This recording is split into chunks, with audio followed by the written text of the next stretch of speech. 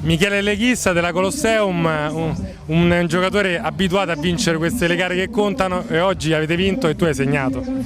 Sì, abbiamo preparato bene questa partita, i ragazzi sono stati tutti splendidi, hanno dato il 100% e abbiamo vinto una partita veramente dura perché il Viareggio è migliorato molto e sono veramente forti. Sono 3 punti fondamentali per la classifica.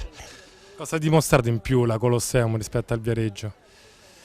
Ma è una partita strana, sai, chi segna prima magari un po' più di vantaggio. Noi eravamo quadrati, abbiamo giocato bene in difesa, più si ripartiva bene.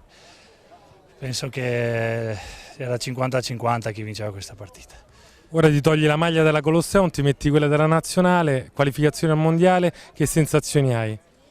Beh, sicuramente andiamo là con lo spirito giusto per qualificarci, sappiamo che non è facile. Noi daremo come sempre il massimo e speriamo di prendere questa qualificazione per Tahiti.